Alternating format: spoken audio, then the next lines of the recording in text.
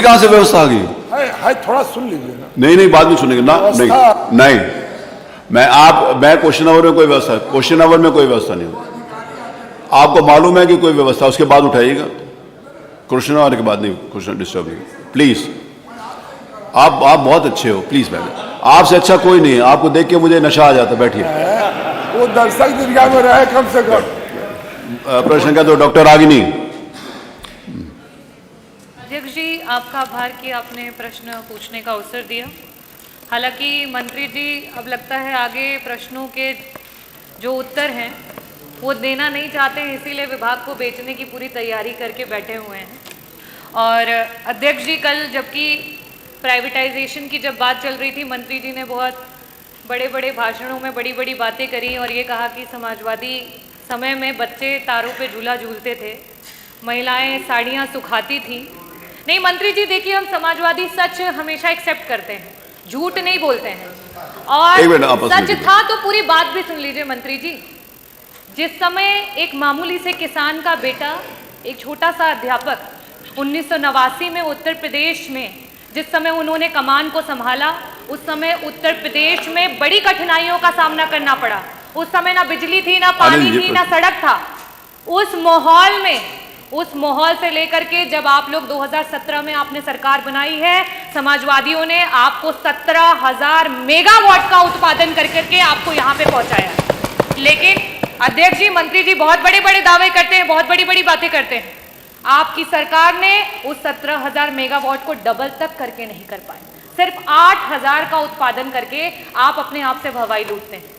अध्यक्ष जी, मेरा सवाल मंत्री जी से था, बार बार आज भी उन्होंने कहा कि 75 वर्षों में आपने क्या किया, बार बार आम और बबूल का हवाला देते हैं। मुझे लगता है आप गुजरात की ब्यूरोक्रेसी में कुछ ज़्यादा ही व्यस्त थे कि उत्तर प्रदेश की जो हमारी पॉलिटिकल हिस्ट्री है उसको अच्छे से देख नहीं पाए। और मंत्री जी, मैं आंकड़ों के साथ आई हूँ।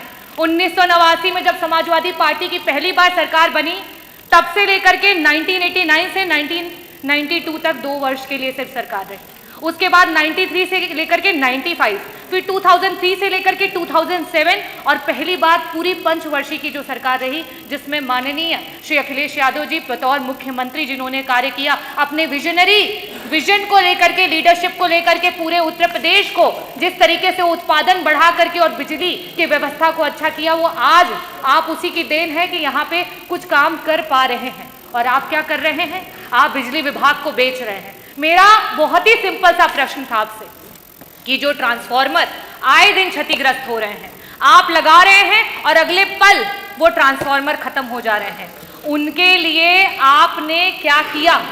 आपसे मैंने पूरे आपके कार्यकाल का आंकड़ा भी नहीं मांगा था, सिर्फ आपसे कहा था कि मात्र 2 वर्षों का आंकड़ा दे दीजिए कि इस प्रकार के कितने ट्रांसफार्मर हैं। और बड़े खेद के साथ बताऊंगी कि उस आंकड़े में सिर्फ उत्तर आया 1%। क्या मानूं इस 1% को? हजारों में मानूं, लाखों में मानूं या करोड़ों में मानूं? मंत्री जी, आज निजीकरण शायद इसीलिए कर रहे हैं क्योंकि ये मंत्रालय को खुद अपने ऊपर विश्वास नहीं रह गया है। तो जब आपको अपने विभाग पे विश्वास नहीं रह गया है तो जनता को क्या विश्वास रहेगा? मेरा दूसरा प्रश्न आपसे ये है, क्योंकि समय की बाध्यता हो चुकी है और मंत्री जी वैसे भी जवाब देना नहीं चाहते हैं, तो मैं आपसे दूसरा प्रश्न ये करूंगी कि पहले जब ट्रांसफार्मर्स बनाने के लिए और उसके टेंडर दिए जाते थे तो ऐसी कंपनियों को दिया जाता था जिन्हें ट्रांसफार्मर बनाने आता था, जिनका उसमें एक्सपीरियंस था। आपकी सरकार में उन टेंडर्स को उठा करके ऐसे ऐसे लोगों को टेंडर दिया गया है जिन्हें ट्रांसफार्मर्स के बारे में कोई भी, जिस तरीके से कल हमारे बीच में ओम प्रकाश जी ने भी कहा कि मोंटी कार्लो जैसी कंपनियों को ABC वायर बनाने के टेंडर दिए जा रहे हैं, आपके सरकार में सिर्फ गरीबों की कमर तोड़ने का काम किया जा रहा है। मेरा लास्ट में सिर्फ यही प्रश्न है कि क्या सरकार वापस से मंथन करेगी, वापस से सोचेगी कि इस निजीकरण को रोका जाए?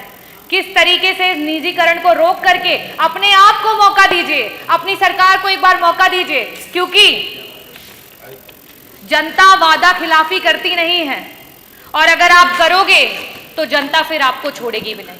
बहुत बहुत आभार। माननीय मंत्री जी। माननीय अध्यक्ष नहीं, आप करिए।